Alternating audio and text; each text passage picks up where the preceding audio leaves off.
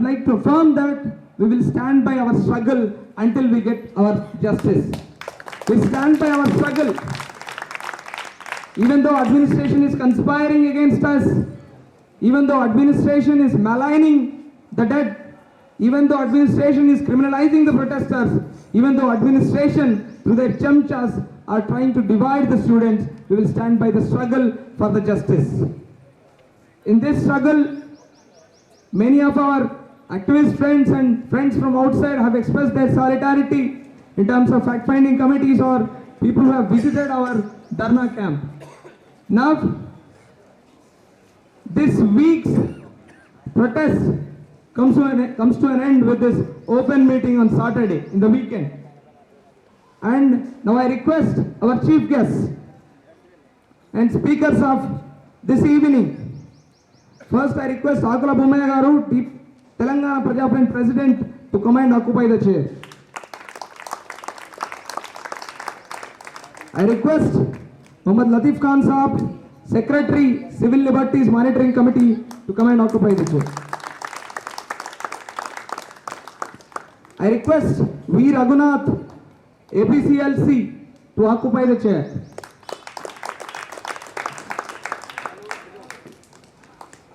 I request Samya Vasa, research scholar of EFLU, to come and occupy the chair.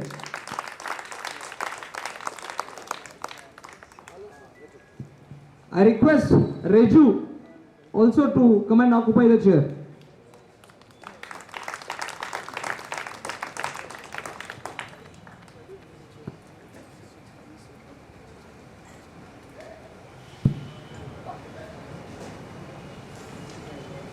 Dear friends, as we all know, we could successfully stall the administration.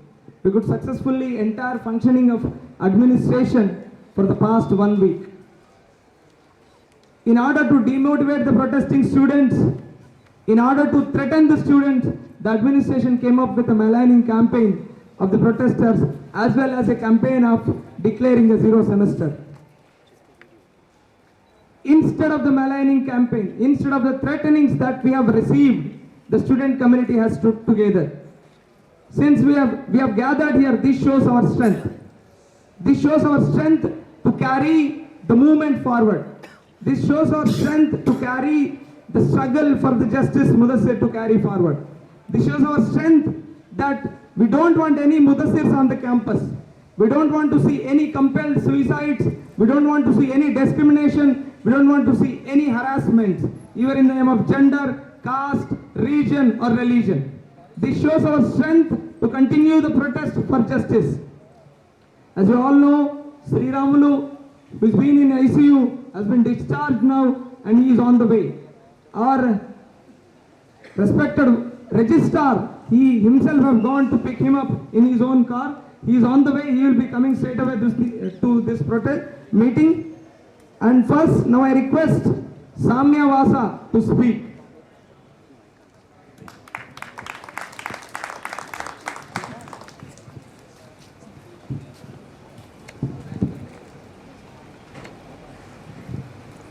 Good evening, everyone.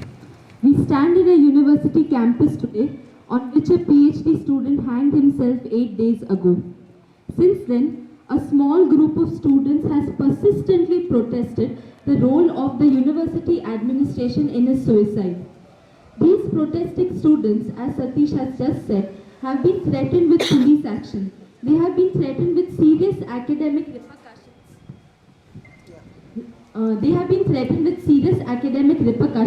Like declaring this semester zero semester. And these students have also been stereotyped as violent, disruptive, unthinking, unreasonable, emotionally charged young people who have no respect for either education or normalcy on this campus.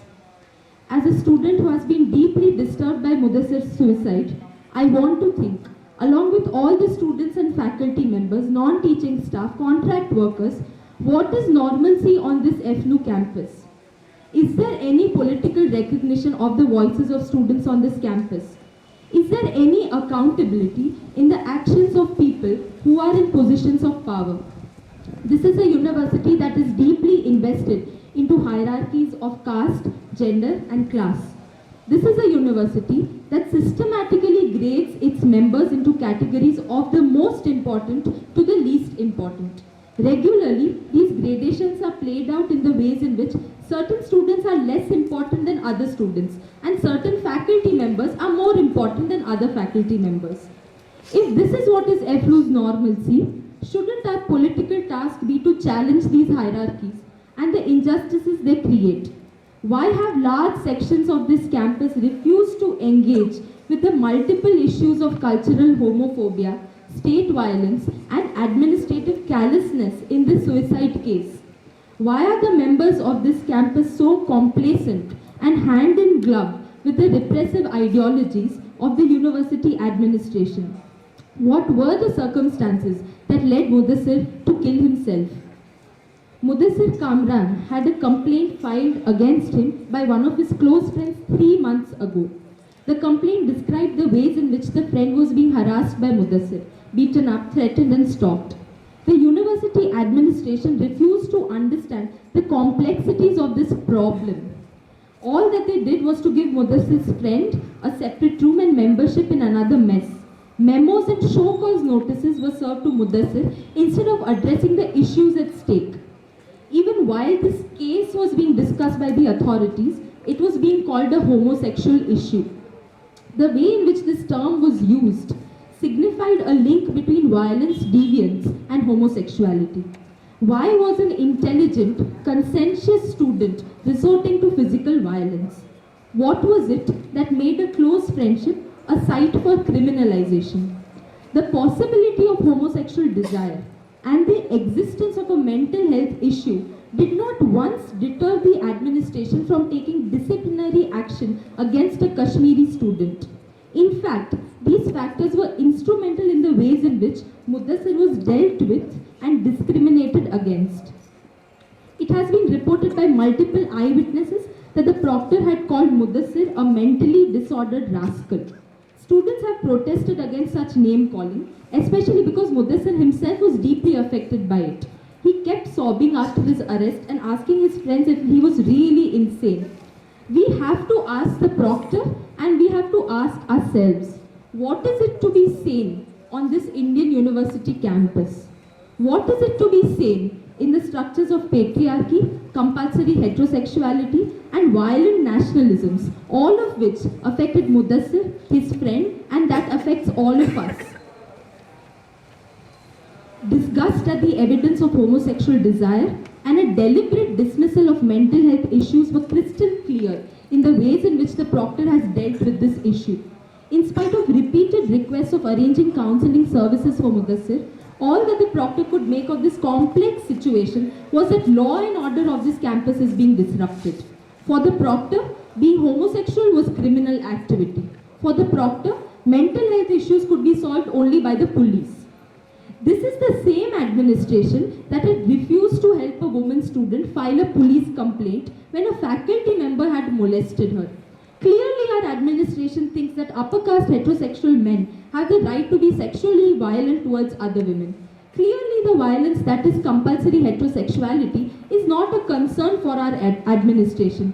Clearly, our administration thinks that outside of heterosexuality, there is only violence. This same administration refuses to suspend a senior faculty member who has destroyed the lives, hopes, and dreams of many SC/ST students in this campus through her deadly casteism. Clearly, our administration thinks that violence is only the prerogative of casteist faculty members. They don't need to be handed over to the police. They don't need to be counseled. And they don't need to be humiliated. Before Mudassir died, the administration had whispered the word homosexuality. After his death, the administration has been making open claims that it was because of Mudassir's homosexuality that he was so mentally disturbed and violent. Does homosexuality make people more prone to hanging themselves? Does that mean that the university can't do anything about it and can only take responsibility if the person hanging himself or herself is heterosexual? The administration has tried so hard to erase Mudassir's Kashmiri Muslim identity while dealing with him and even after his death. What did it mean to him to be handed over to the police? Why are there no support mechanisms in this university for students who come from contexts of extreme military abuse and violence? If the administration has been so invested in proving that Mudassir was gay and therefore irredeemable, a large section of the students has been very insistent that Mudassir expressed no signs of being gay. A lot of students have been saying that there was no evidence of his gayness and that this is a maligning campaign that has been launched by the administration to insult him. It's being called homosexual an insult. One student went so far as to call this problem an instance of brotherly love. A campus that discusses homosexuality only in connection to violence is a space that does not and cannot allow a healthy identification of gayness or non-heterosexual practices of love and friendship. What are the resources for LGBT people on this campus? Zero. The university community represses, censors and makes it impossible for anyone to express homosexual desire. And then we are told that Mudassir cannot be gay because homosexuality was not expressed. These students have only foregrounded Mudassir's Kashmiri identity. What does it say about us as students in a central university campus that in 2013 we do not offer whatever support we can to students who may have a sexual orientation different from our own, just as they have a region different from our own, or just as they have a politics different from our own? What do we make of these twin erasures? Why do our ideologies force us to read this case either as a case of pure homosexual criminality or pure discrimination based on a Kashmiri identity? We have to understand that there is no homosexual angle here without the Kashmiri identity, and no Kashmiri identity here without the self-destroying homophobia. An angle means that you abstract it from the picture and the picture remains the same. Institutionalized and culturally pervasive homophobia and violent nationalisms are the structuring forces of this case, of this frame, and we should recognize them as such. I, as a lot of students on this campus, think that the administration and especially the proctor has had a crucial role to play in Mudassir's suicide. At the same time, I stand implicated in my capacity as a student and as a member of this community for not having been able to counter our collective homophobia. What are the politics of our responses to Mudassir's life and to his death? And here, we must take complete responsibility over what we must know and of what we can know of ourselves. And our demands to the administration should also reflect this responsibility as a student community. So if the administration is systematically dispensing homophobia through its attribution of homosexuality to Mudassir, we don't need to reject homosexuality as the problem. We need to recast the definitions of homosexuality. As a student community, we have to ensure that the identities of other LGBT students of this campus are not erased, are not questioned, are not threatened. We have to ensure that students who wish to identify themselves as non-heterosexual do not encounter a hostile environment every time they attempt to express their desires. Unless we make this structural link between violence and homophobia, we will continue to perpetuate the same anxieties that led Mudassir to kill himself. Weeks before Mudassir committed suicide, a friend and I were discussing what we can do about this case. She told me that she thinks that a lot of people on this campus are not homophobic, they are just not used to homosexuals. We must not accept this explanation. We must ask why homosexuality is not visible. We must ask why homosexuality is recognized only through acts of violence.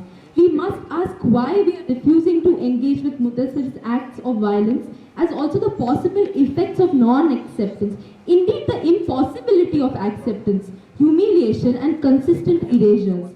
And finally, we must undertake the massively difficult task of working on our own anxieties, on our own selves, on our own campaigns, on our own protests. I appeal to all the members of the university and the people who have come here from outside the university to help us, to join us in reworking our definitions of violence. we have to acknowledge the multiple ways in which each of us is violent to the other, even as we rightfully and we must critique the administration's violence on students in its actions and in its languages of power.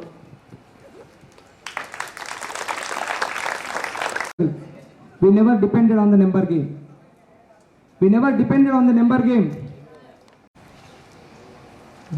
Struggle is not for a single Mudassir. This is a struggle against the insensitive administration. This struggle is against a systematic failure of the administration in dealing with the students' issues. This struggle is against all the teachers who have forgotten their responsibility to teach, but they are engaging in the job of administration. This struggle is against teachers and administrations who are very insensitive and inhuman towards students' issues. I would like to bring to your notice that the university and the Vice Chancellor, she boasts of many number of committees, n number of committees that she has constituted. Dear friends, regarding the complaint lodged by Wasim also, there was a committee which even did not met once also. And this shows that how the future committees will work, and the committee which will look into the inquiry also work. And many the students and many teachers are behaving in such a way that the minority can be crushed. We had only 2 Kashmiri students. One had already has been compelled to suicide. Sriramulu has been taken directly from Yashoda Hospital, and he was accompanied by the registrar because they did not allow the university ambulance to take him. They said university ambulance can only take them to prison, they can only take them to hospital but not pick them up from the hospital. So we asked the university registrar to pick him up from the hospital. The majority response, the so-called majority response, who are most worried about their classes, seems to be that the voices seems to be that you can crush the students. You can crush the students who are in minority. We just had 2 Kashmiri students, one is already dead. For satisfying the collective consciousness, what we should sacrifice? Do we have to sacrifice the minority students who are fighting against the administration, similar to Mudassir and similar to Sriramulu and many more others to follow? This gives us the insensitive attention of the administration towards towards the issues of the students, be it Sriramulu, be it Mudassir, or many more. Regarding the case of Sriramulu, he was 2 committees were formed well before 2 months, and VC said we will declare the fact-finding reports within a week. Week passed, month passed, and almost it's 2 months. The second committee did not even meet once. What does this show? What does this show about the nature of the administration towards students' issues? If a proctor's or in charge vice chancellor's house need to be constructed again, then it will be done in just 5 days or 6 days. What about the students' problems? This shows, the incident of the Mudassir shows us irresponsible nature of the administration and continuous failure of the administration. And next, I invite Akula Bhumaya Garu, Telangana Praja Front President, to address the students.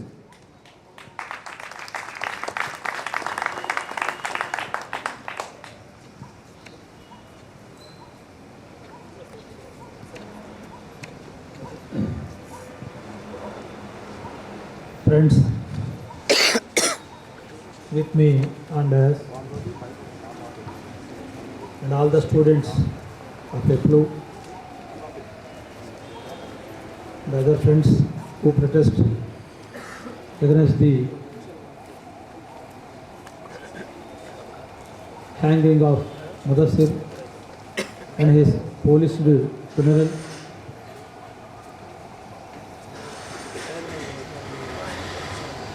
I would like to bring to your notice that the demands, whatever the demands leveled here, they are very routine demands. Ex gratia, action against the person who was responsible, and then establishment of a system so that such events should not occur in future. These are very simple demands, but the administration is not pleading for this such a simple demand. You see, all through this incident, what we can understand, the situation in universities or in the society, especially in Telangana or in our country or elsewhere. You see, if any problem arises, if any problem comes, nobody is keen to go into depth of the problem and analyze the problem, what is the problem and how to solve the problem scientifically. Nobody is taking pains for this. Only the thing, instant answer or instant solution. If it is a problem, that can be kind as a law and order problem, or if international problem, it's a terrorist problem, law and order, terrorism, or in our university, in our FLU, in our campus, our proctor finds it as a mentally disordered. If you are not able to solve any problem, if you are not able to handle any problem, it is very simple to coin on somebody that he is mentally disordered. Straightly, I want to put a question to the proctor, whose his name, I don't know his name, Harish Vizra. You have complained the police in the police station that he is mentally disordered, right? If you really believe it, he is really mentally disordered. If you feel it, you must have kept somebody to follow him after coming from the police station. After coming from the police station, you have left him. You have left your responsibility. That means you are not sincere in your complaint that he is mentally disordered. He is something other, maybe having some problems of affection or brotherhood or homophobia, because they both belong to Kashmir. That may be there. And even though if homosexuality is there, how can you coin it as a criminal act? Homosexuality is a criminal. Now in the Delhi High Court or in the many courts in the international level, world, gay marriages are approved. Gay marriages are approved. Gayness is not a crime, is not offense. This institution is having an international character. World level cultural amenities or cultural variations can be seen here. The persons who are here as faculty or administrators, they must be multicultural. They must understand the multicultures of the world, the present phenomena of the world. You should know what is homosexuality, what is gayness, is it a crime?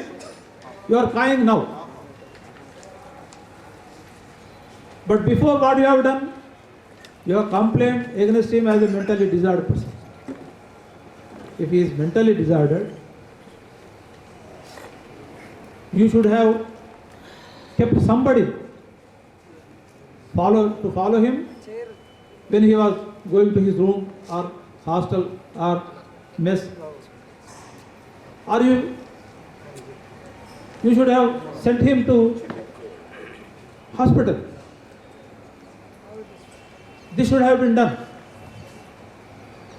But the responsibility of the proctor, he never feel. The VC, it's astonishing that the VC never take pains at least to see the dead body. Dead body of the student in her campus. Really, in the past and now also, the teacher-student relations, the student-teacher relation is just like a mother and son relation, or at least a brother and sister relation.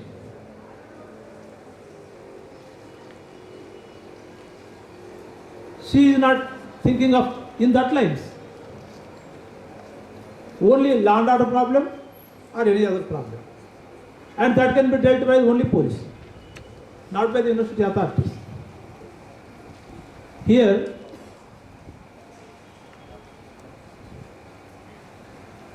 you are threatening the students to make the semester a zero semester. And this is nothing but state violence. Here state is, university authority is nothing but state.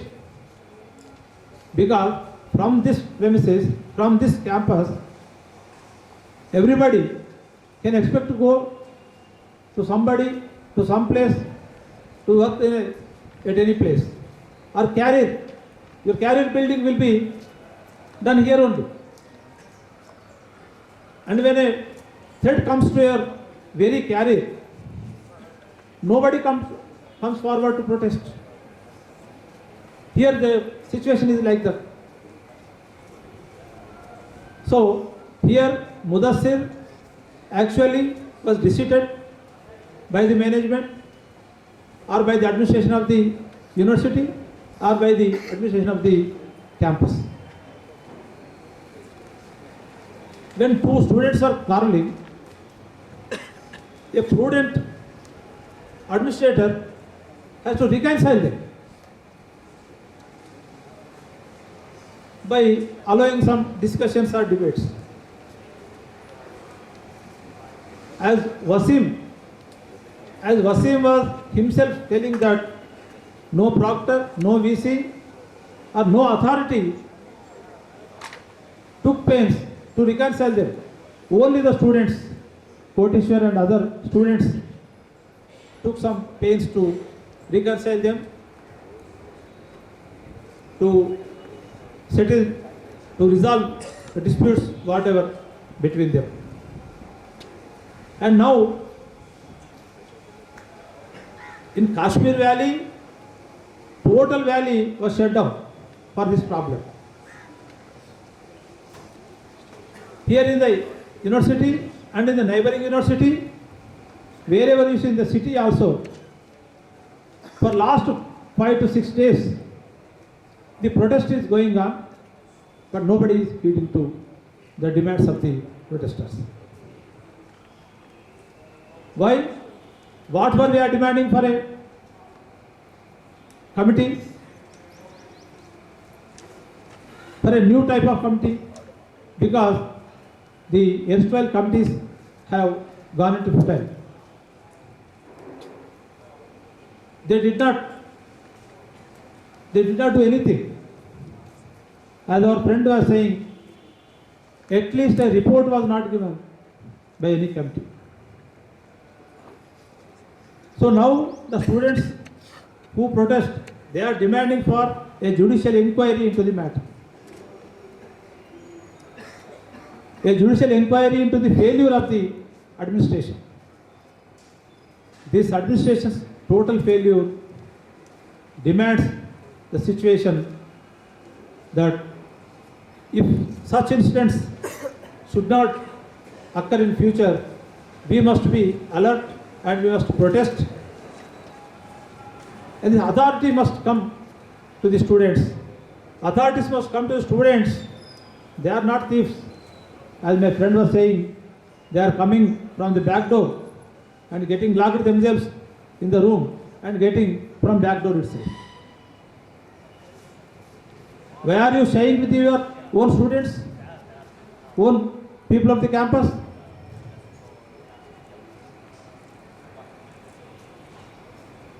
So our Praja Front is here and our other organizations are here. We will support every effort that will be taken by you in the protest. You have to go ahead with the protest.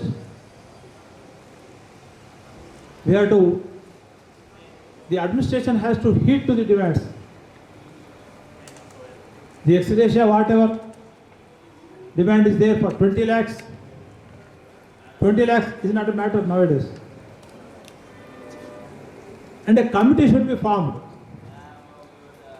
That committee should scientifically investigate the matter,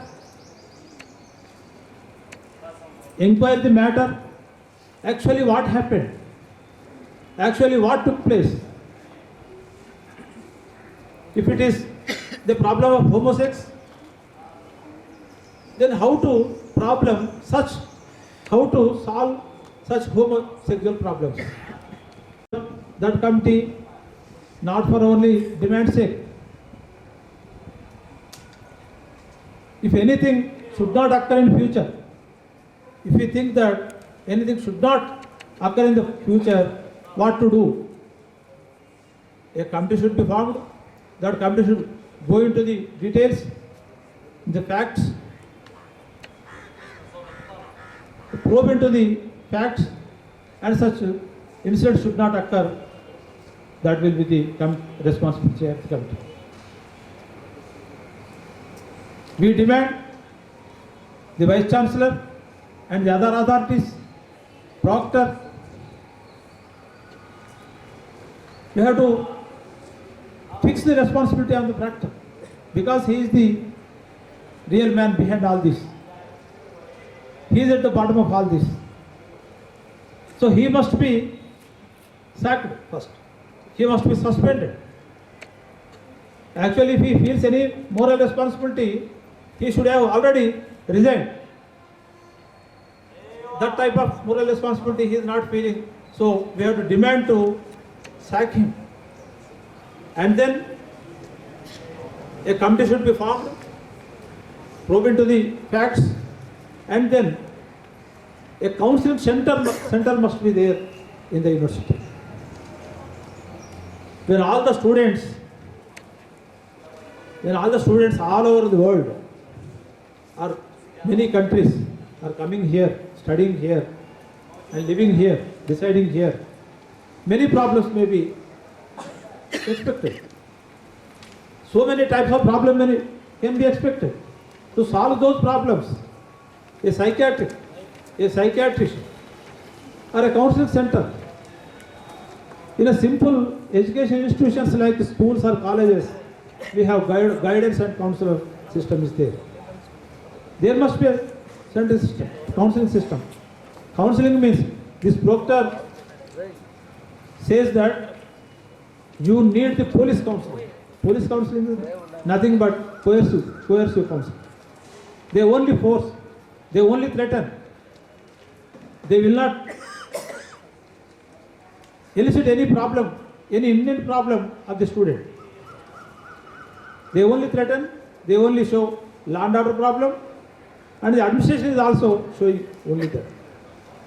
So the demands of the students, we as a Praja Front, we support all the demands of the students.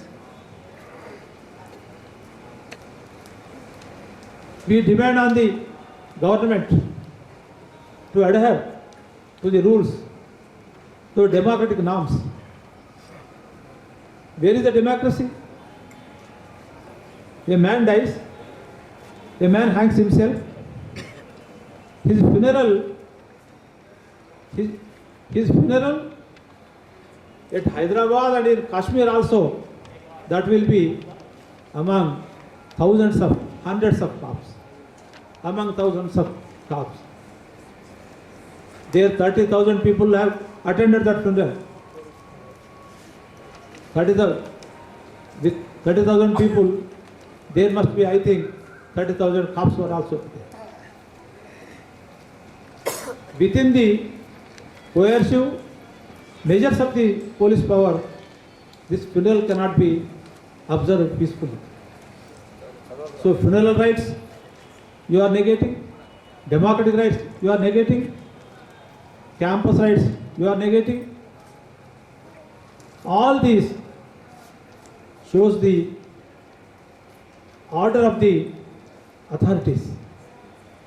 I think Mudassir is not mentally disordered, because a man points another man as a mentally disordered. My thinking wavelength will be some other. Your thinking wavelength will be in another level. If these levels are not mingled, these are not in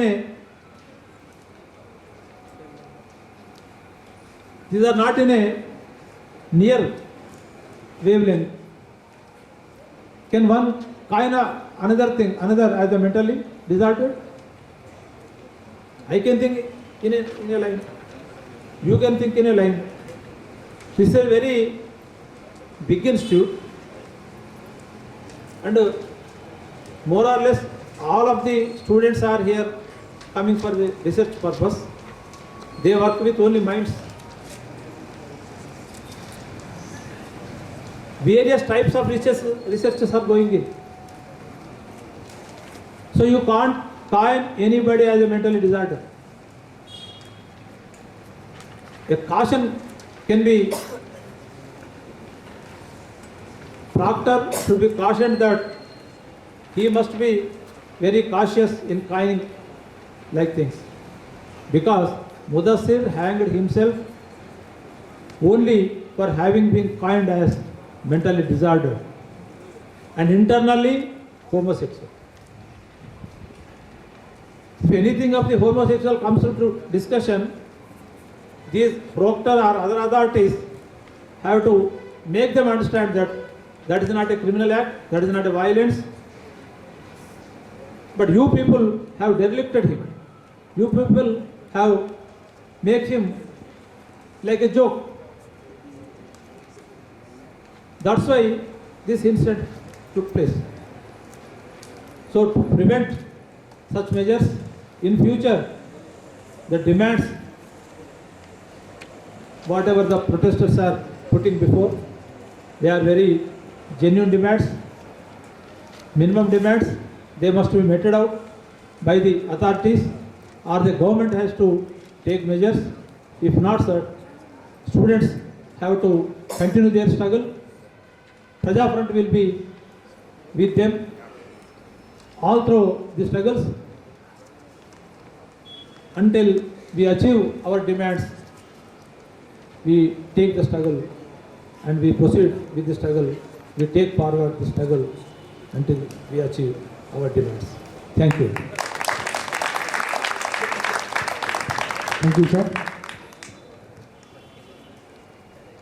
Actually, Sriramulu was supposed to go to his room, but he insisted upon coming here, and he wants to address the fellow students. It's upon his own insistence that we have agreed just for a minute talk. Because for the report, this is Yashoda Hospital report, and there is one column called final diagnosis that says severe depression with psychotic features and vitiligo. This is what the diagnosis says: severe depression with psychotic features. I think you can understand what it means. Now I request Sriramulu to just to speak for a minute, and then he will be taken to his room.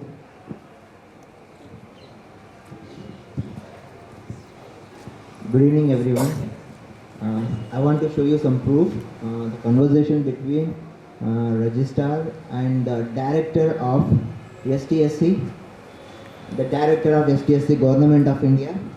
The conversation between both of them, and the director told the registrar, immediately allow Ranjan and me for the classes and give them remedial classes immediately. But after all, after this effort also, there was no action has been taken.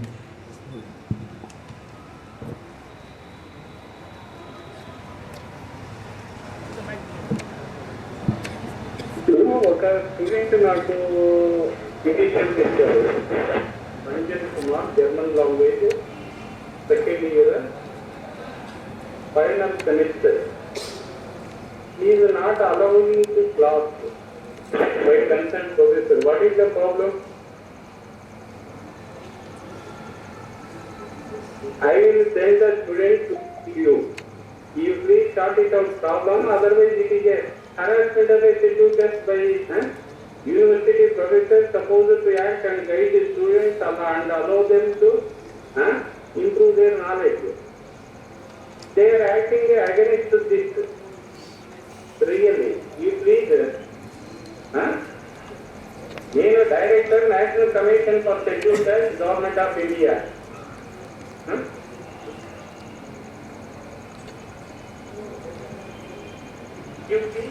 Otherwise, what is this? We are living in a very entitled society. When one SC student is not allowing to process me, what it means? Whether a government professor is your institute employee or not? And then why these things are happening? What administrators and vice chancellors are doing? One SC candidate is harassing by the professor. If you please, I am okay. I am sending the students to meet you. You take it and allow them to sit in the class and we have to encourage them. You are free.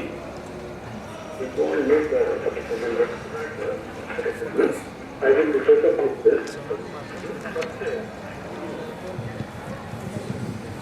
It happened 20 days before. No action has been taken. Though the order was passed by director of STSC commission. So think how lazy and how irresponsible our department. Yesterday Mudassir, today I am, day after tomorrow you, one of you. It's nothing to do with the ST, SC, OBC. It's everything dealing with the students.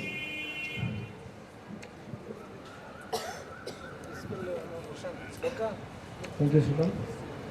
And you have heard Director SC Commission, Government of India speaking to our register. What he said. Now I request Muhammad Latif Khan Saab, Secretary, Civil Liberties Monitoring Committee, to speak.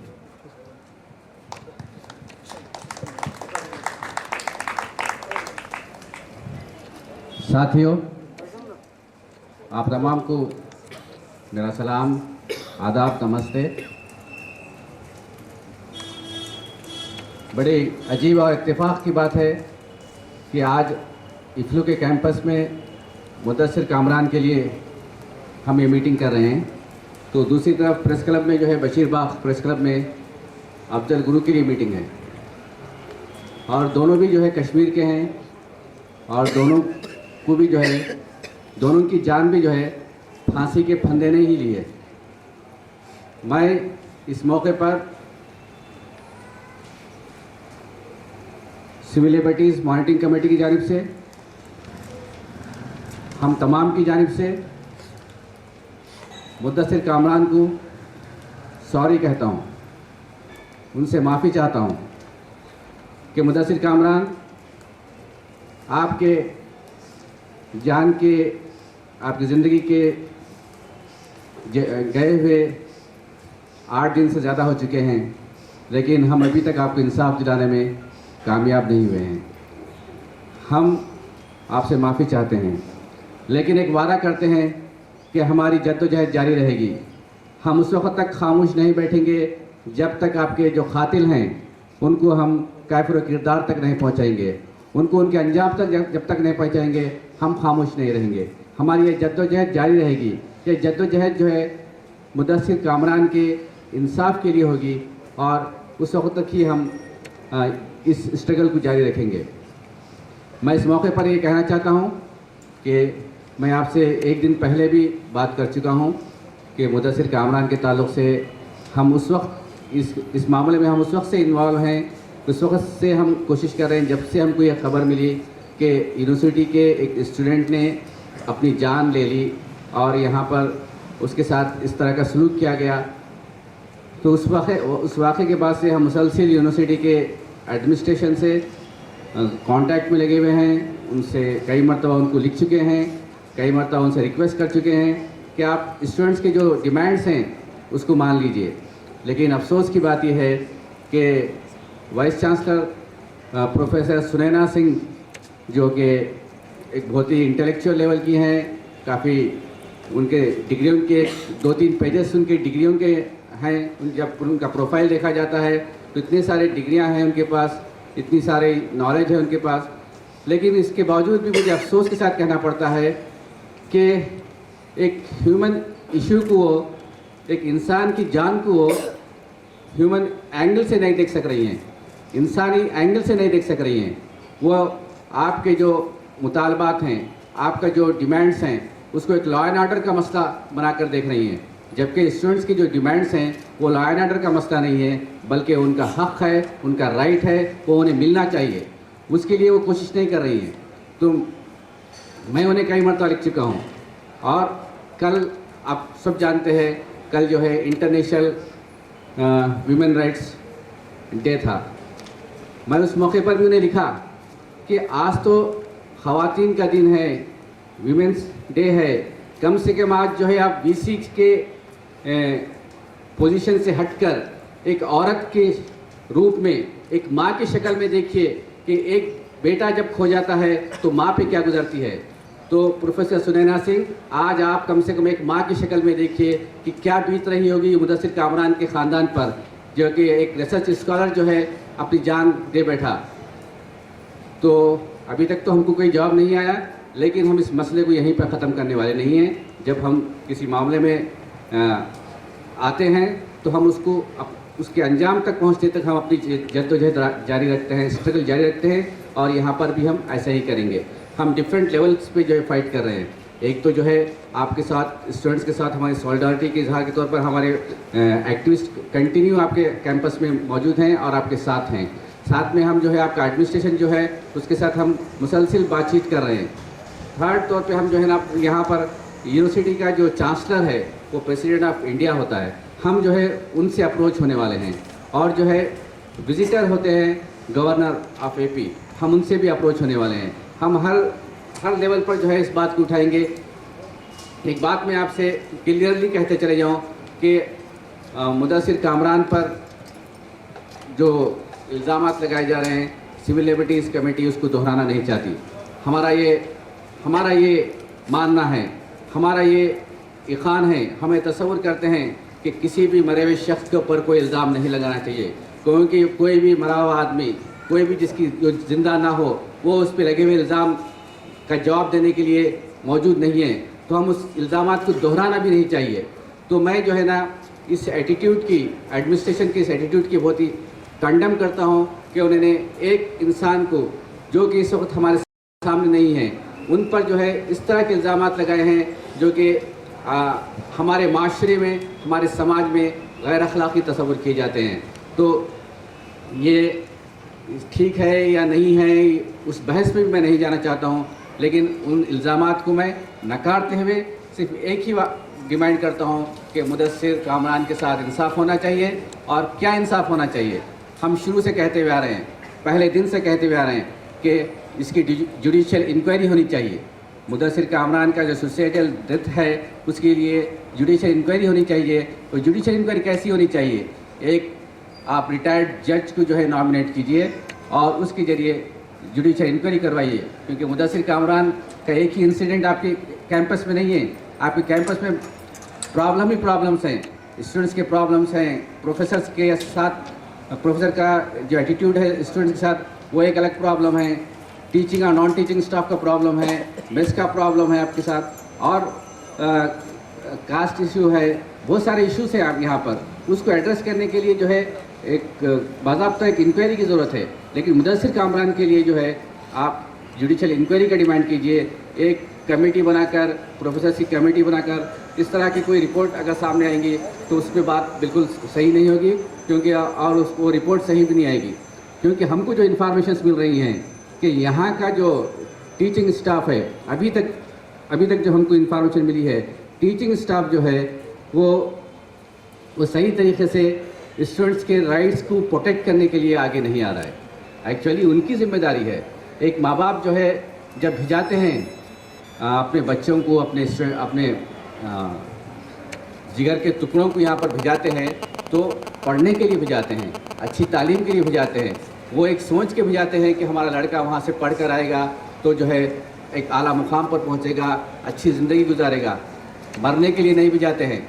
Mudassir यहाँ पर मरने के लिए नहीं आया था, मुदस्सिर यहाँ पर पढ़कर जो है ज़िंदगी में एक अच्छा मुकाम कायम करने के लिए आया था। लेकिन यहाँ का इसकी मुदस्सिर की ज़िंदगी की रखवाली की जिम्मेदारी यहाँ के वाइस चांसलर पर थी, यहाँ के प्रॉक्टर पे थी, लेकिन वो लोगों ने अपनी जिम्मेदारी निभाने में बिल्कुल नाकामी दिखाई।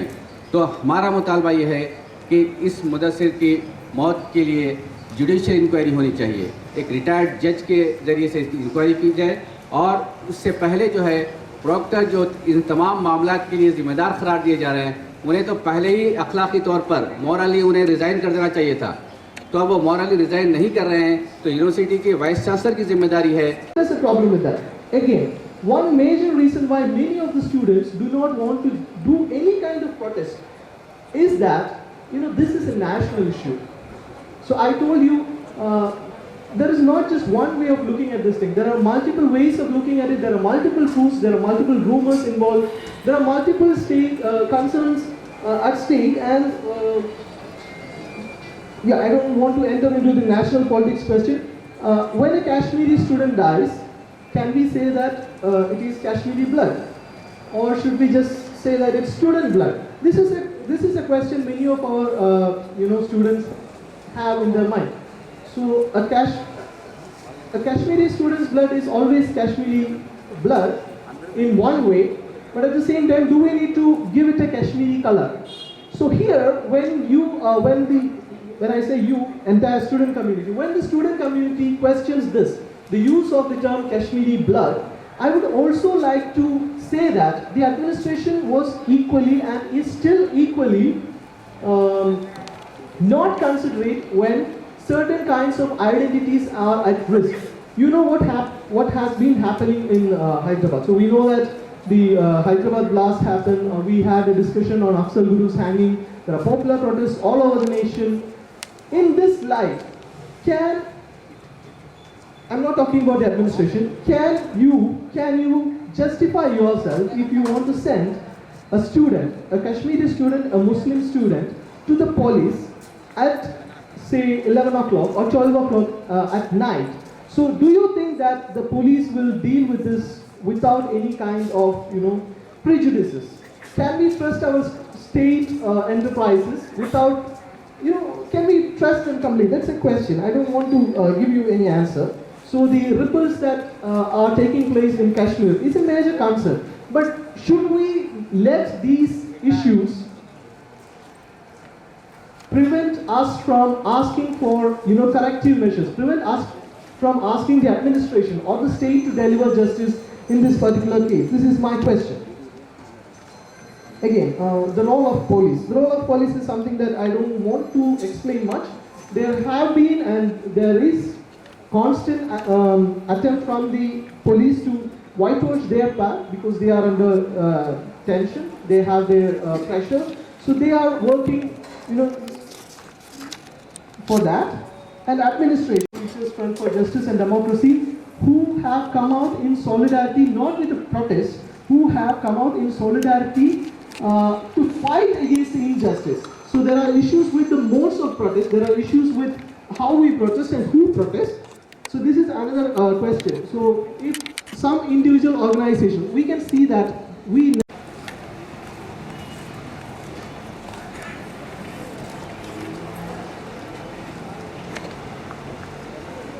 before me, my friends would have in detail spoken about how the incidents had taken place and the conditions prevailed in the campus. to avoid the repetition, I would like to speak a brief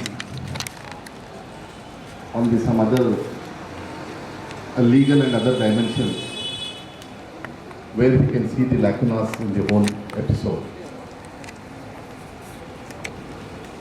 Actually, when I came to know this incident, I was in Delhi. I was in a protest of Afzal Guru. The demand was in Delhi on the day to hand over the mortal.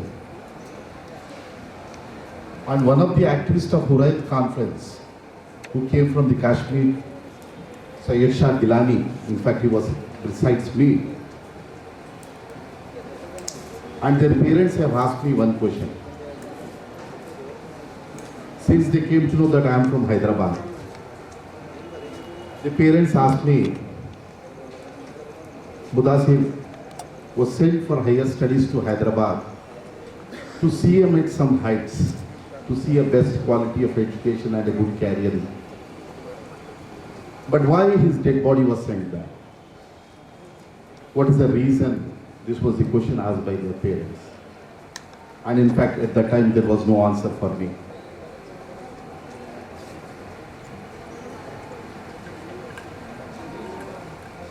And immediately,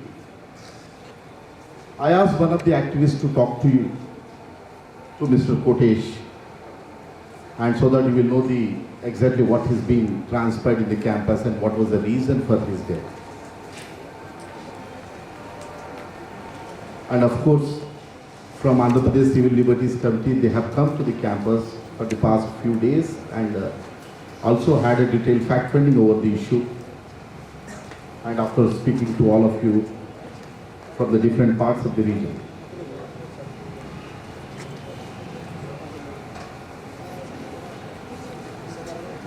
just I want to say one thing, that in an ordinary village where a layman, if anything happens in his village, if it is same thing is complained to him, they try to resolve it in sitting in the Gram Sabha, at least. They try to conciliate the issue. But like in such a university, where a protect straight away approaching the police, what is the politics behind? That is a very important thing. It is not as if an ordinary thing to think that just Vijra, Harish Vijra, he got into mine and took him to the police station or complained to the police. It's not an ordinary thing. What is its a mindset? What is the politics behind it? That is a very important thing which we have to address today. University means it should have some values.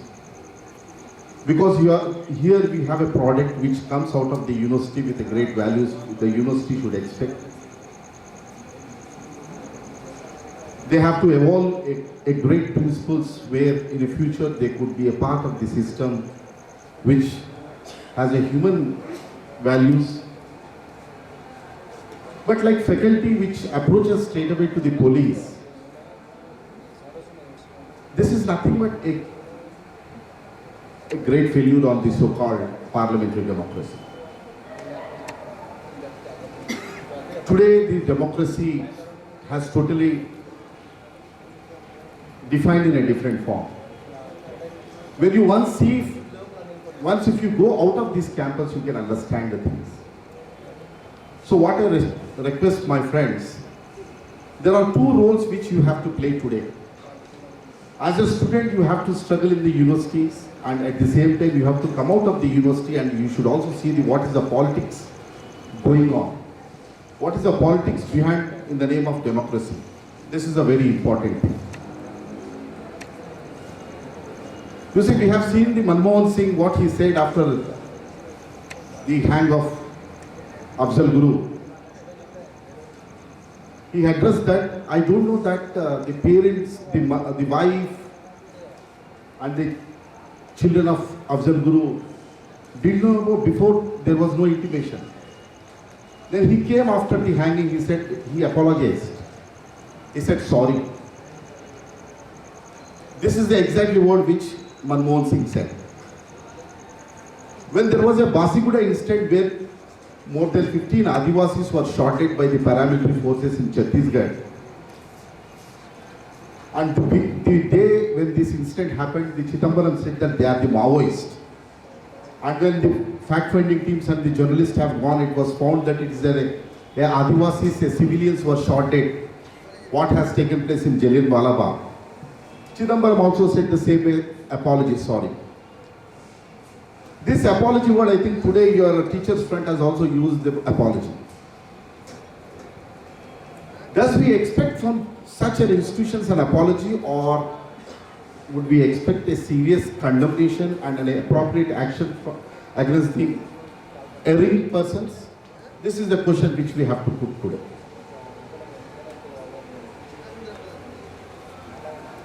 I'll see. Thanks.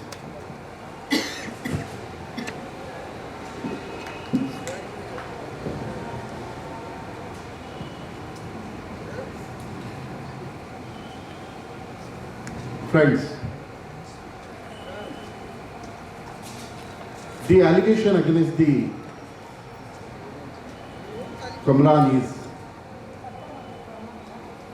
he has assaulted or misbehaved with his colleague. Let us for a moment we'll presume that it is a fact. And the Proctor who, after he received the complaint, according to him, he said that he needs a police counseling. First of all, Proctor, I want to, as a student, I want to say the law. Under the criminal law or under the constitutional law, whether a police has the powers to conduct the counseling? No.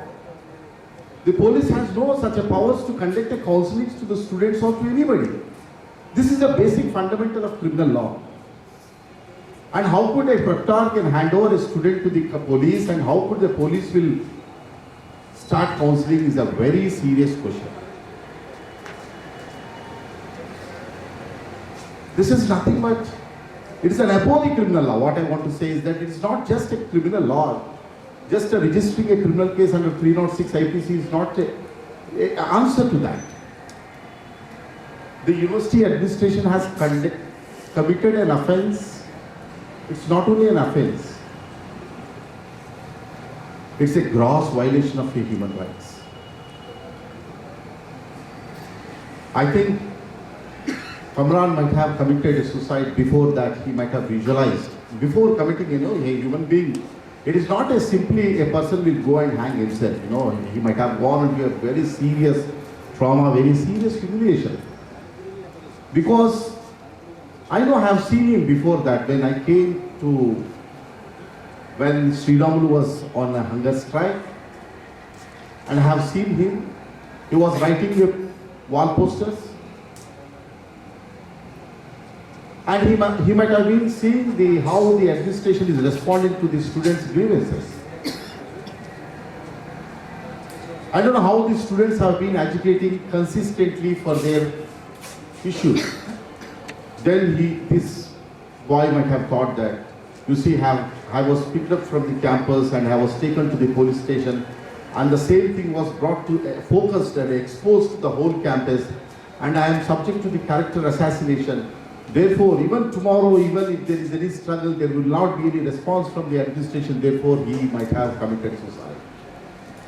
Because one of the best examples is that I can say that Sri Ramulu, how he has been consistently and continuously struggling and fighting.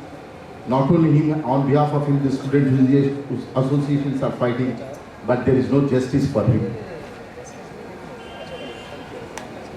On the day we had a dialogue with your VC.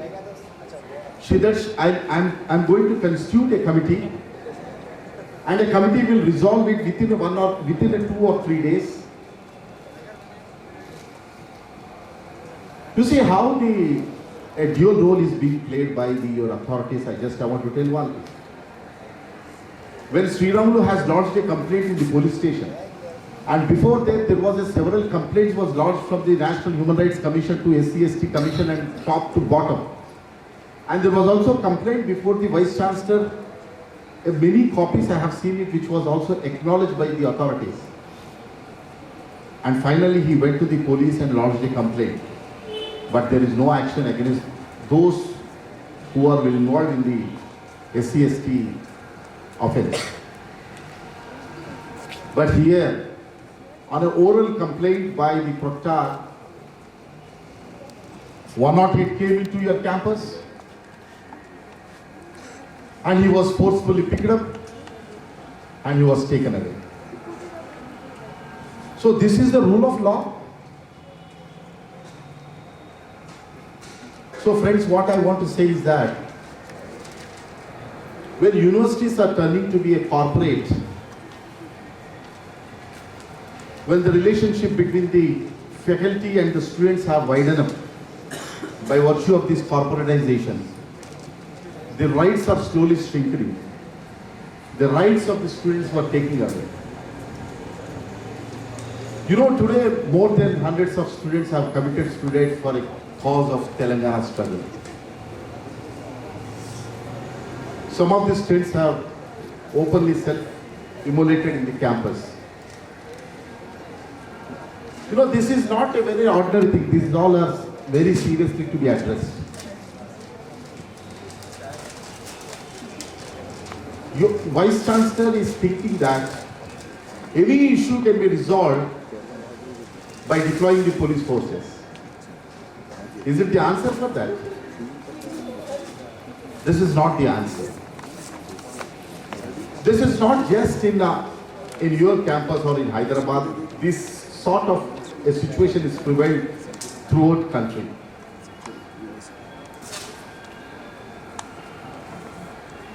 Policing funeral, you know, now we have seen a new phase of repression in India. A new phase. Even you are not allowed to conduct a funerals.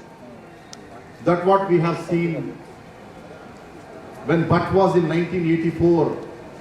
He was sentenced to death in Tihar jail and he was buried in the Tihar jail itself. And when you have seen the Kasab and after that you have seen the Afzal Guru. You know, conducting the funeral is a basic, a democratic right. It is a human right. Even a dead body has a human dignity. A dead body should be treated in a human. That is being deprived in the Indian state. In Kashmir, when there was a protest, a peaceful protest to conduct the funeral of Comrade, there was a serious firing where a student was shot dead. My friends, since 1984 till today in Kashmir, 60,000 people were killed in different forms of fake encounters or extrajudicial killings.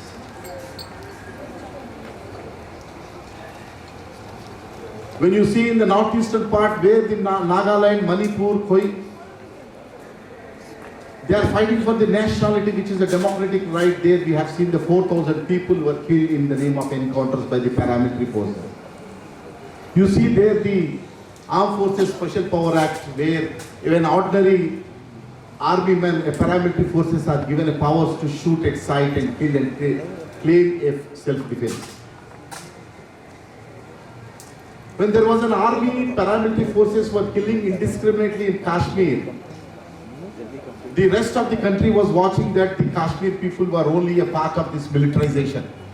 Now the militarization has extended to the central India. Now it has come to Andhra Pradesh, to the Hyderabad, and to the heart of IFLU University, my friends.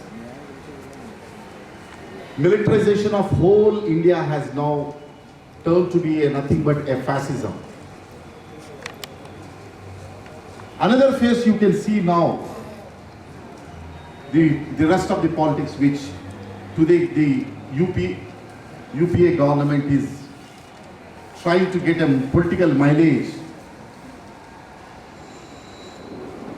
running with Bharatiya Janata Party. Today we should feel ashamed of this Congress party. And today the Congress and BJP have become a common agenda. They have a common agenda. The one agenda is to suppress the rights of the minorities in this country and sail with the American imperialism. What has done the Obama is the same thing is being carried out by the Manmohan Singh. This in a democracy is not allowed. We, the people of India, having solemnly resolved and constituted India into a sovereign, socialistic, secular, democratic republic, this is what we have drafted in our constitution. Where is the secular? Where is the democracy? Where is the equality? Where is the rule of law? Today, Manmohan Singh, he has addressed in the Independence Day that today India is facing with two important issues, the problems. Only two issues he had. Nothing, everything is fine. One is with Maoist, another with terrorism. You know, these two agendas are nothing but the American agendas. Students, you have to go into the roots of the issue, because why I am saying is, today your vice chancellor or a protector or any administrator, why today is so thin, he is not insensitive, because they are being guided by these policies. They are being strongly supported by such kind of people, where even if they go to any extent, nothing would happen to them.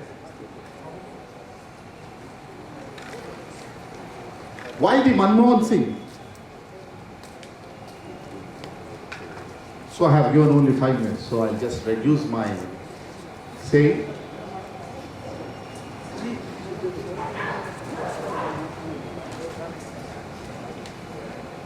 So friends, today the university, since we have been at earlier occasions also came to this university on various issues. When students or student organizations, today in this serious agitation, more than 6 student organizations are seriously participating. And the issue which, the demands are very democratic demands. The issues which are addressed to the university authorities has to be immediately addressed and to be resolved. Otherwise, we'll see certainly furthermore such incidents. And merely registration of crime 306 does not serve the purpose, what I personally feel. Because tomorrow they'll file a final report, because 306 section is a very typical section under the criminal law. It defines the abatement. Who has to prove the abatement? And which student has to give the statement before the police saying that this Mr. Vijra has committed an abatement? You know, politically we can demonstrate that this is nothing but a clear-cut case where the protector has committed such an offense, because of that it has led to the death. That is the reason police have clearly reacted to this, and they have simply registered the crime. Under the criminal law, if you register the crime under 154 of CRPC, immediately the police should come and immediately apprehend the person who is involved in this crime. Till today they have not done it. Till today they would have done it. They would have arrested him and recorded the statement, a confessional statement. But they are more interested to deploy the police forces instead of getting him to arrest and get to the investigation to be done. So in a situation, what I appeal to the friends, we have to evolve a kind of a culture, and such a culture where today the debate, the issue which has been floated in the campus that with the Kamran, his homosexual, this is not at all a debate, this is not at all an issue. That issue, we should not go into that issue will dilute the whole process. The issue is whether the authorities have committed a dereliction of duties or not is the issue. Whether the university authorities have such a role or a duty to take a student straight away to the police station. when the issue was brought to the Vice Chancellor, whether he has addressed to that and whether he has initiated a disciplinary action against that concerned person, an appropriate action or not, that is the issues which we have to discuss. And on behalf of Andhra Pradesh Civil Liberties Committee,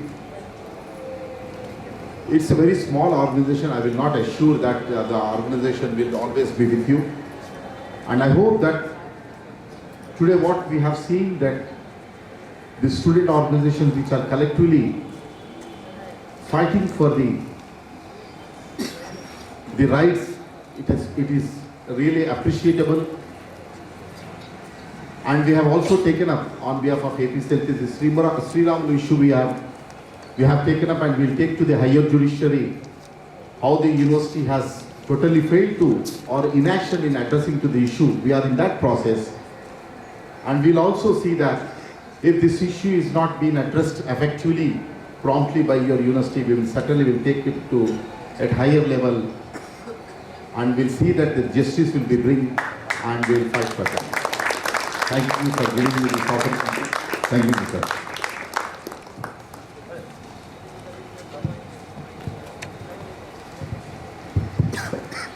Next, we invite Mohammad Khalil Rahman, AICC member, to speak. Visit to this esteemed and reputed Central University, but I have come to this university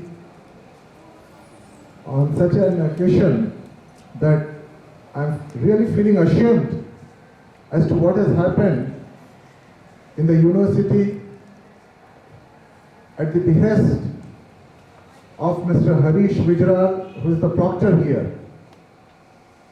I have been listening to Mr. Raghu, to Mr. Latif Khan, and also before him the representative of another organization, and I have come to know about the facts which led to the unfortunate death of Mudassir.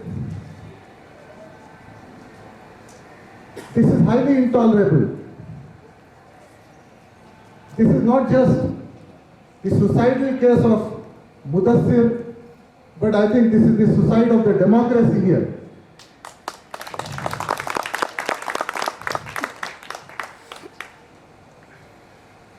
The institutions, the universities are the temples of the knowledge, the temples of learning. I want to ask the Vice Chancellor, the Proctor, is this what you are teaching to your students here? You want your students to come here, hang themselves, then die? We have to investigate and interrogate the circumstances which led to the unfortunate death of Mudassir. It is not just one Mudassir who committed suicide under the circumstances, but we have to make sure that such incidents would not occur again in this university. The first and the foremost thing the Vice Chancellor should have done to have immediately terminated the proctor. But that has not been done so far. Then this makes me to understand, is there a conspiracy in which even the Vice Chancellor is involved along with the proctor?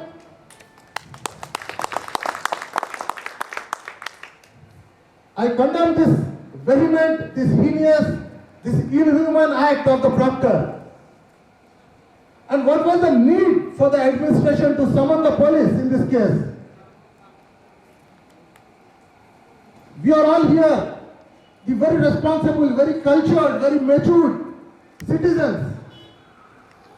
And the students who are studying here, they are not just the kids of the primary school or an upper primary school.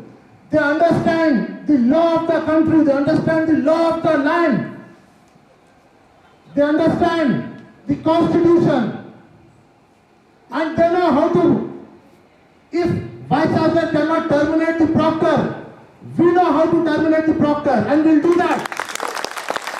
We will not depend on the Vice Chancellor, nor will we depend on any authorities for the termination. From this forum, I throw a challenge to the administration, to the Vice Chancellor, and give next 48 hours. If the proctor is not terminated, we will not let the Vice Chancellor, I think Vice Chancellor has fled from the university. VC! Down! From this platform, I make a demand to the Vice Chancellor to report to the university within 24 hours. Otherwise, I will take up this issue directly with the President of India and the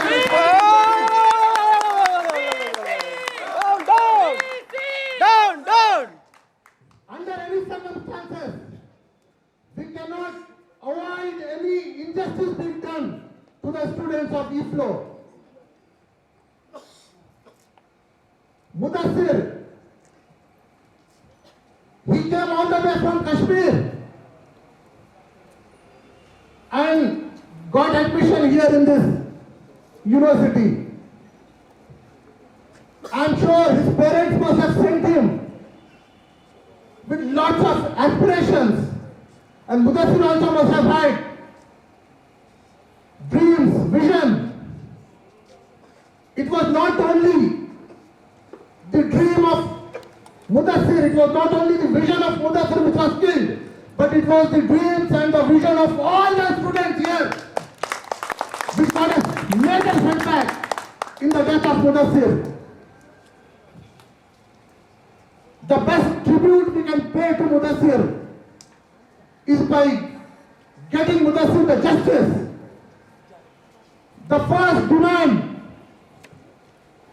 from this forum I make to the Vice Chancellor and also to the Chancellor of the university to terminate immediately the proctor Harish Pujra. I'm sorry, I don't want to use the word mister because he does not deserve that. Killer! He's a killer. And the next demand is, I want the Vice Chancellor to report to the university within 24 hours. Otherwise, we will issue in all the national newspapers the missing news of the Vice Chancellor of the EFLO. And anybody finding the Vice Chancellor anywhere will be requested to report to the students here. The third, I am not in favor of the ex gratia. Ex gratia is nothing but the mercy. Yes. We don't want any mercy from anybody. Yeah. We want the justice, and the justice can be given only by giving the right sort of compensation. 20 lakhs is a very meager amount. 20 lakhs cannot give the parents what they have lost in Mudassir. Mudassir was not just the son of one parent, but today he has become the son of the entire country. Here, we have students from all caste, creed, religion, and we have only one voice, that is the voice of the students. And my personal demand to the HRD ministry, and if my voice can reach the Vice Chancellor, to make this compensation amount minimum 2 crores, because the central government has got crores of rupees give 2 crores to Mudassir, it is still, they cannot do justice with this 2 crores. But they can send a very strong message that they are concerned about such students, not only in IFLO, but many such cases, many such incidents are happening in the other universities also. I appeal to all the students' organizations who are here, and also I'm glad that the Teachers Forum have expressed their solidarity, their support with the struggling committee. We must raise this issue and take the other organizations of the other central universities into confidence, and let us organize protests countrywide.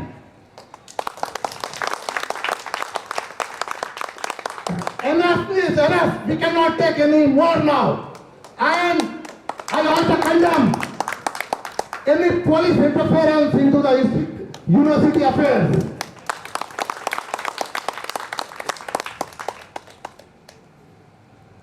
Our young friends don't need any counseling from police. And as my friend Mr. Raghu very rightly said, police has got no authority, no power to counsel anybody. What we need is a word called justice. How can it be delivered? How can it be given? We'll not get it at any police station, and we'll not even get it if you go to the court. But we will get it if anybody is having the humanistic approach to this problem. I want a committee to be constituted in a very democratic manner, which would investigate the circumstances of Mudassir's death and submit that report within maximum 30 days, not more than 30 days. And in that committee, we will also must have the students' representation. Otherwise, the committee will not be acceptable to us. Without proper students' representation, the very existence of that committee will be null and void, will be meaningless.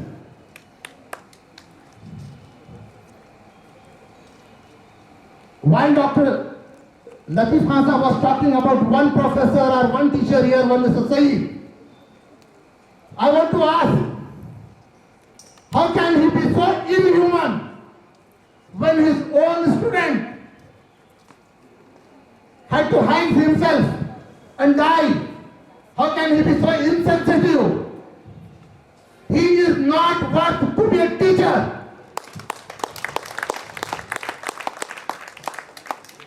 I appeal, I demand to the management of the university to also terminate him and put him behind the bars for signing the culprit. I also demand the immediate arrest of Harish.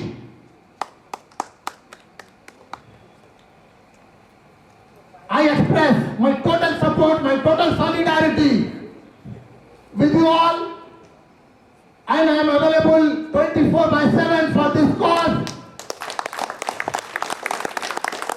And I assure you, my dear young friends, at my level, I will take up this issue, and I will also involve the other students' organizations from the other cities, other states, and also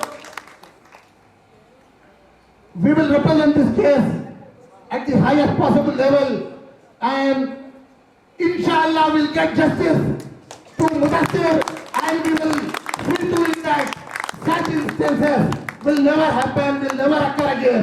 Thank you so much for having given me this opportunity. Thank you once again.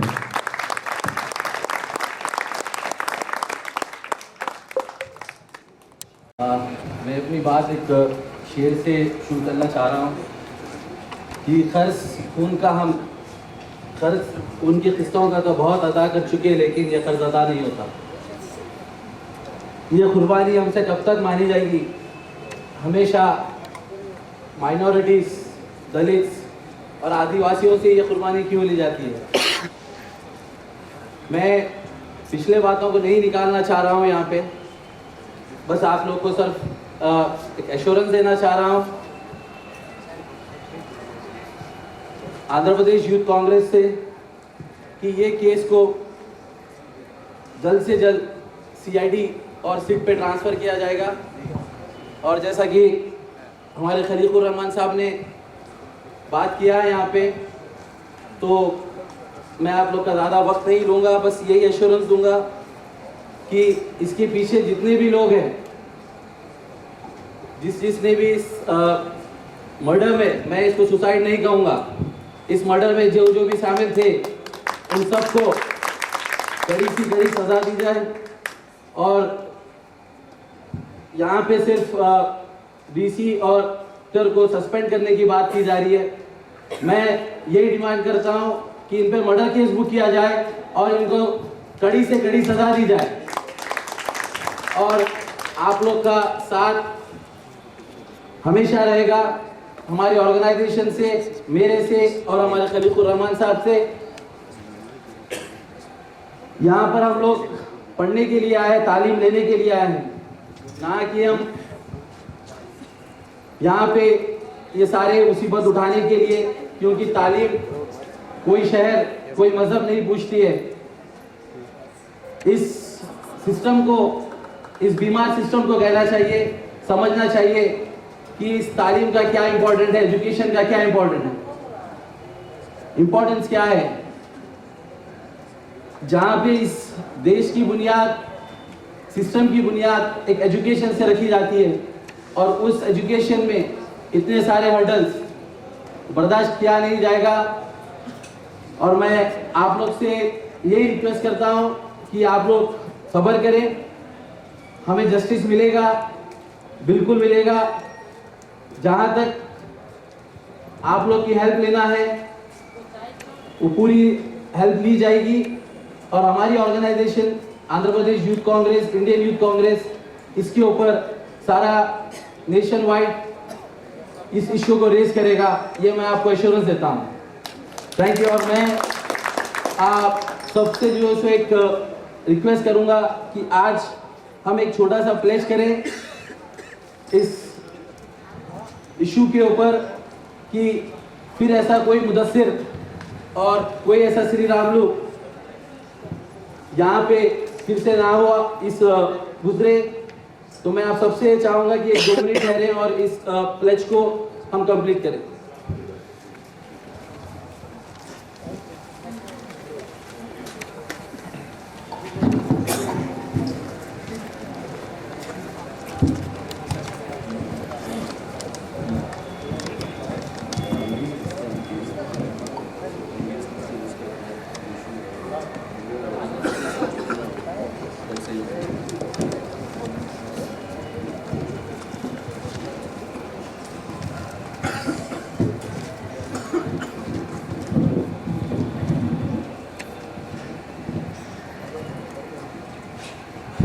As a participant of IFLU University,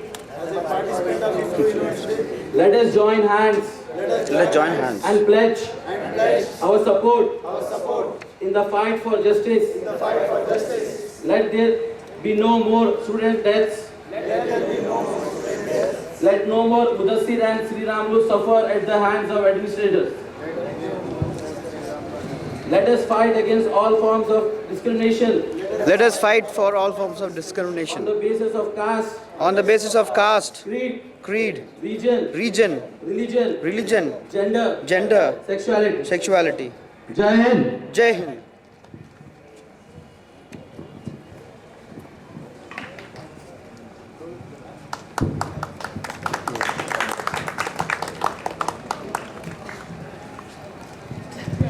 That goes on, and though unfortunately it is being looked upon and efforts are being made to make it appear as a student struggle, it is not a student struggle.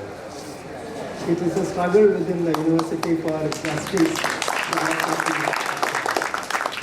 Okay. The struggle has been going on for the last nearly 10 days, and I have been observing the discipline, the self-control with which you people have been conducting yourselves. Despite there has been very severe provocation from all directions and all levels. Secondly, you have also resisted the attempts to politicize this and held yourself close. You are operating within a larger scenario where lot of counter forces operate. And so to be able to maintain a certain minimum of unity is not an easy joke. It's not an easy joke, and you have been displaying this. Okay.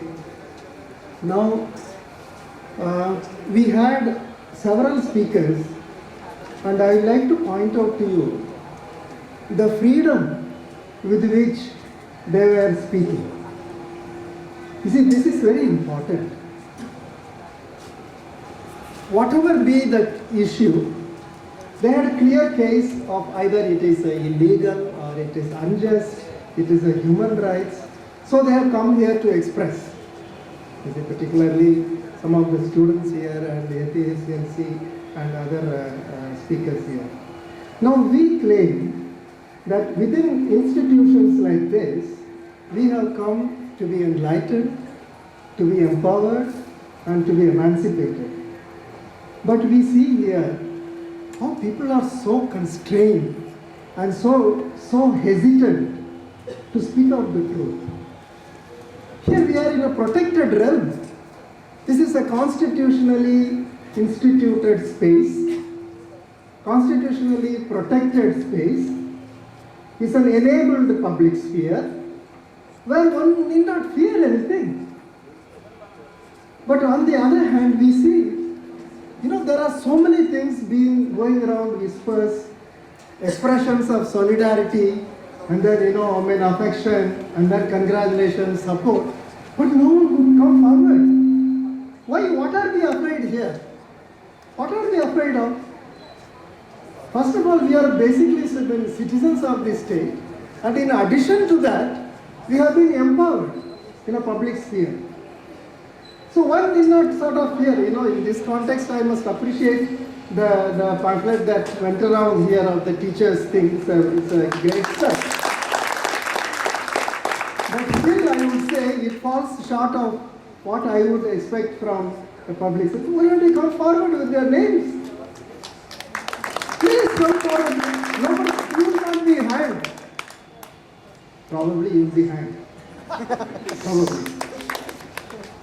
Probably. Because these institutions are not operating on its own. They are part and parcel of a larger society which is ranked casteist, communalist, fascist, and the state as the agent of all this. While we claim that we live in an emancipated space for ourselves, and going out of this we will emancipate the larger society, in fact, we find ourselves enslaved within these four walls, and we have less freedom and less space than outside us. You see, a man walking outside will have much more space to discuss things that go on and to take action, to come forward or even on a humanitarian basis to intervene and so on. But here, why are we so scared? All our education, all our learning, all our classroom discussions should enable us to liberate ourselves. Liberate ourselves. Is it? And I find the liberated group is sort of dwindling from ever since the day one the struggle started into smaller and smaller and smaller. And here we stand isolated as mainly and mostly and even primarily as students only. You guys come from outside, hoping to get enlightened, empowered, and also emancipated. And so still you retain some of the larger society's freedom and space.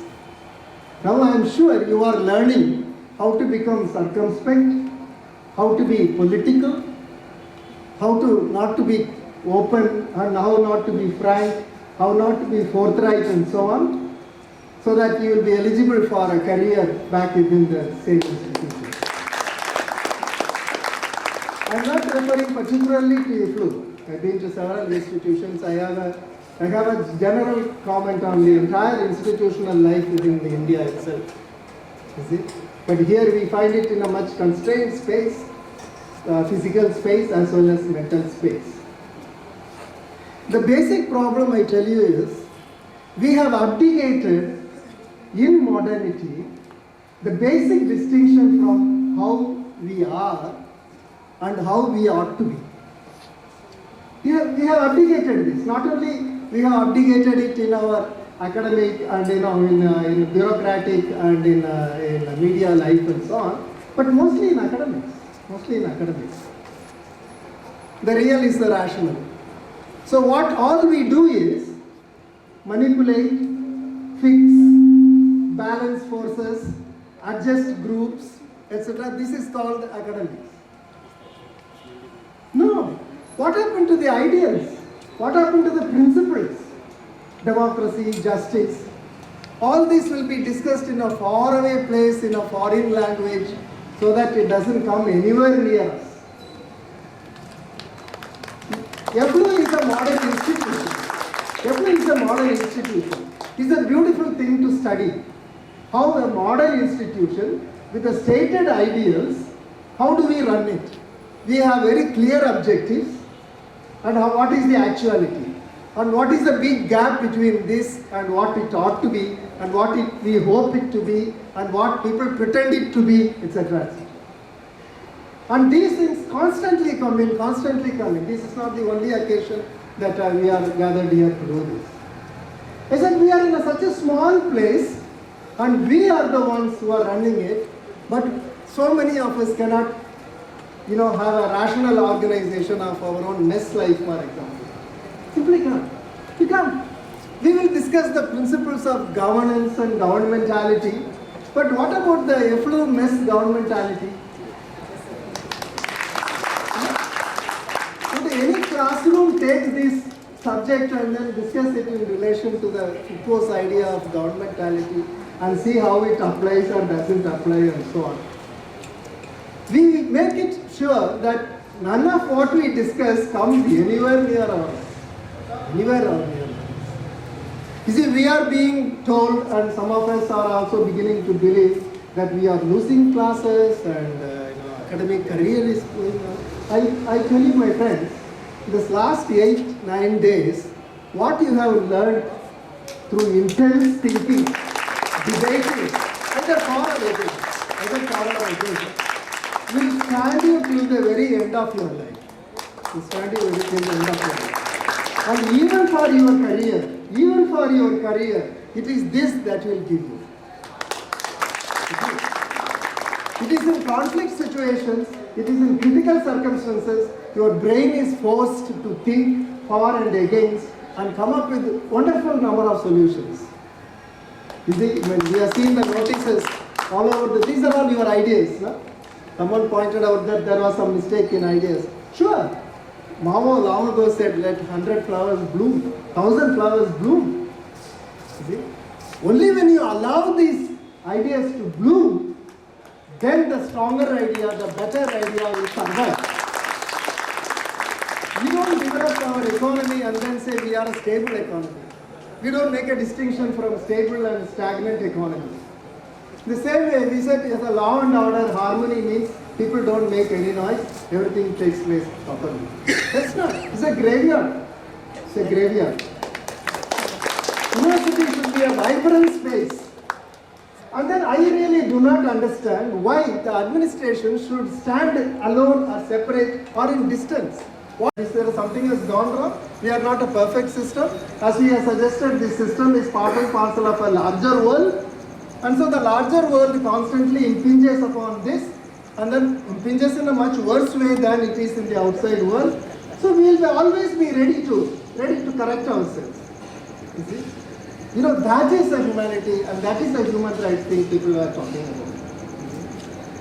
Now another thing I have noticed in this is, people all here move about as though, they are in groups and sections and so on.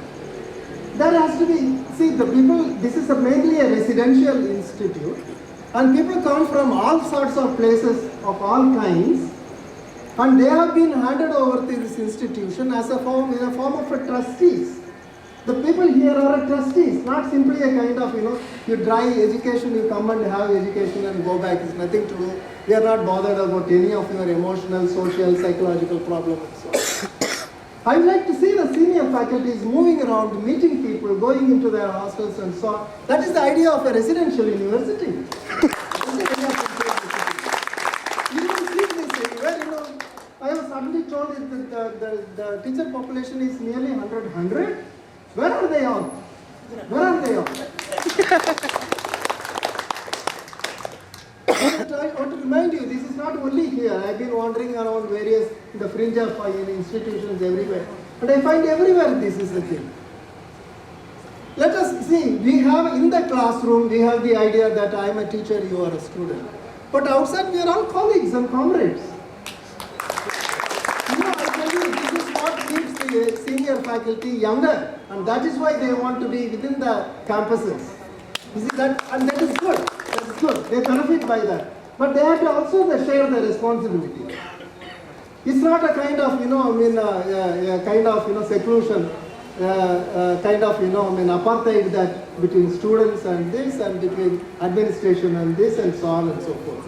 I like people to come forward and think, let's say, okay, what is it? We have been responsible, and that has been accepted already. The tragedy could have been averted if there had not been some mistakes committed. So what? So okay, who has to? And then there should be eagerness to say, no, I could have been responsible. I could have been responsible. So I like to own that responsibility and please do something about it. That is the humanity, human circumstances and so on. I tell you, on the concrete issue of how you are going to conduct the thing, I tell you it's a very difficult circumstances. Very difficult circumstances. And things will not last like this. And we, as I said, we are not we are not away from the larger society, so on. And law and order, police intervening, and so on. As my friend pointed out, in independent India, somebody has counted this. It's an internet information. More than 1,000 times, Indian Army has been called in to intervene in the domestic problems of this country. And then 12 or 13 times to defend the borders or something. Now, within such a larger scenario, why are you surprised that the moment something comes, immediately panicky, call the police? Is it? That simply shows the bankruptcy of our entire institution. I'm not saying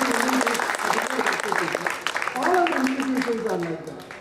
Very often we are unconsciously aware, many of us, including ourselves, the privileged students of a central university, we are sitting on illegitimate positions, illegitimate locations within the larger society. You see? We know. They have the outsiders, the people outside, have every right to pounce on us and say, why this privilege only for you, small group, why not for all of us as a democracy? And this is an acute consciousness, and that is why the ruling classes in this country always have been under tenterhooks. So at the arm's length, they always have the access to this. This is a collective responsibility. We need not identify. Of course, the names have come up, who is responsible and all that. I don't pay much attention to names because these names are all interlinked to one another. Nothing happens without a basic collective responsibility.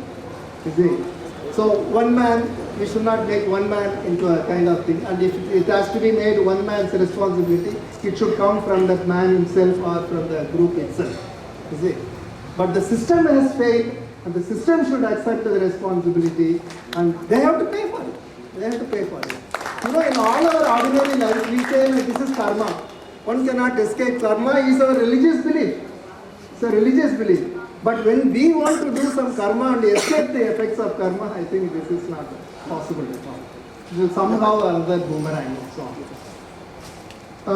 With a very heavy heart, I sort of wish you all the best.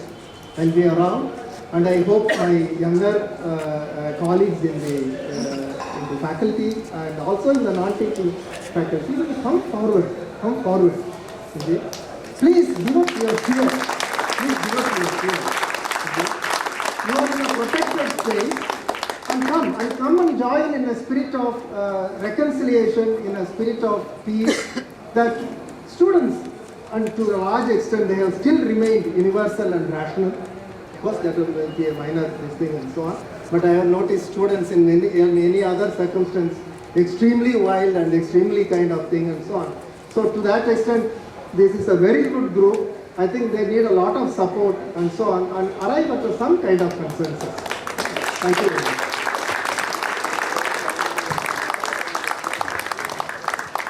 Thank you, sir. Thanks. This Aloysius sir's intervention has really taken us to a state from which we have, yesterday have been through.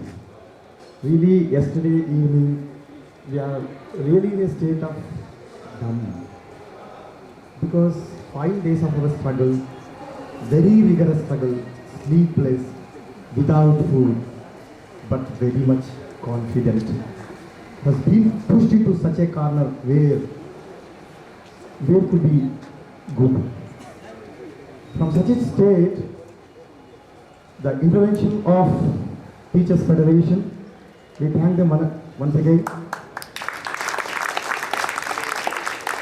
Our Professor Aloysius, which has enlightened much more, extended the solidarity that has come from Teachers Federation. I hope all the teachers, if not all the teachers, the younger teachers who have been extending their support in the most possible way, in the varieties of forms, expressing their dissent in the teachers' union to coming forward with an open letter. It's a really welcome development in this university. But this is not sufficient. And as a struggle committee, we really interacted, everybody personally, and also organizing protests, hall meetings, open discussions, and also through letters, representations, and so on. Now, this public meeting, which is organized by calling different public intellectuals from different forums, different organizations, has given us a great hope on us that we can carry this movement much forward. I, on behalf of Struggle Committee, I thank one and all, and I would like to announce before you all of that we will carry this movement much further, and we will announce the program of our action through a pamphlet, through a poster by tomorrow afternoon. But what we will do to this university, what we will do to this atrocious administration. Vice Chancellor, you are going into the foreign tours, going into the offshore campuses. What do you do with this mother campus? This campus has turned into a graveyard.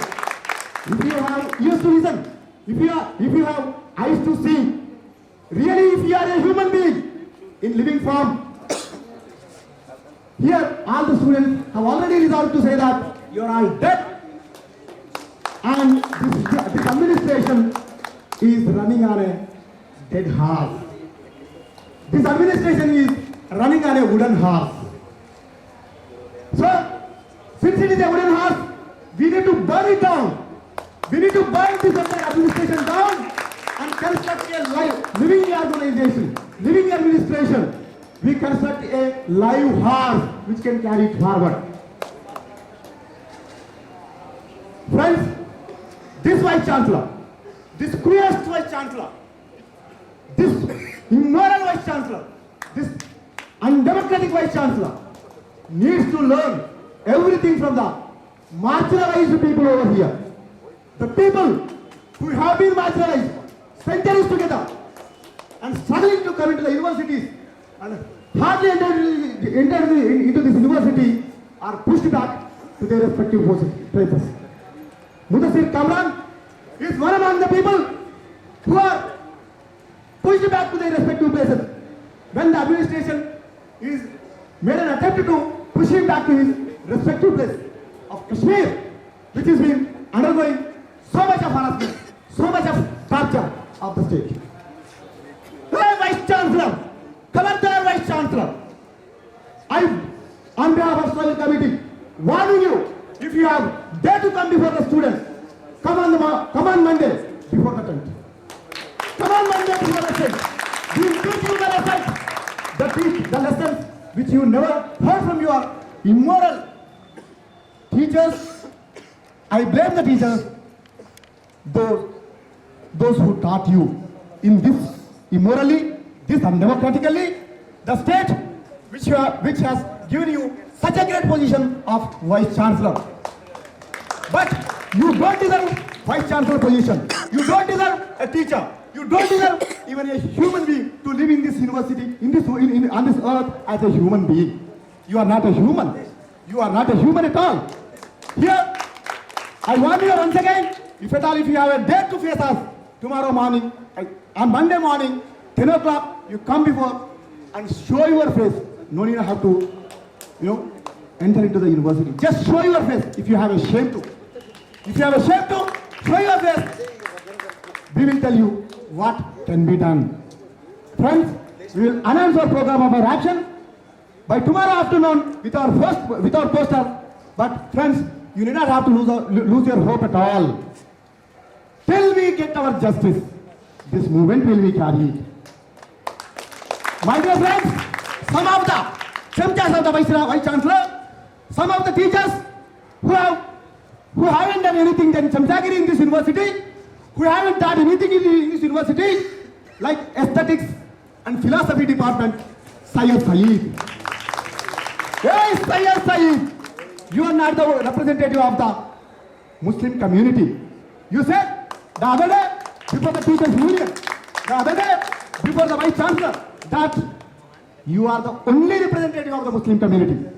Do you mean to say that you are the representative of Mudassir Kamran? The shame upon you. Mudassir really feels shame upon that. You are a shameless idiot.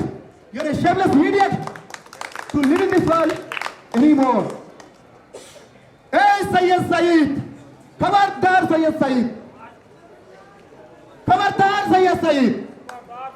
Khabardar Syed Saeed. Aesthetics and Philosophy Department. Aesthetics and Philosophy Department is a research department. It's a research department. It's a research department. But there is no research in the department. There is no research in the department. According to the university norms, a professor needs to work for 16 hours. 16 hours.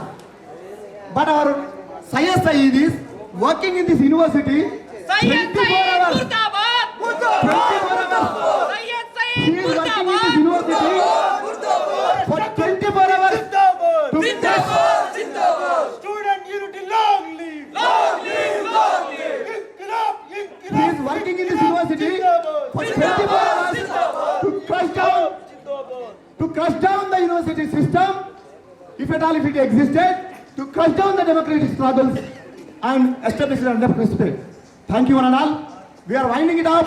By now, tomorrow afternoon, we announce the program of our action that could be carried from Monday till we get our justice. Thank you.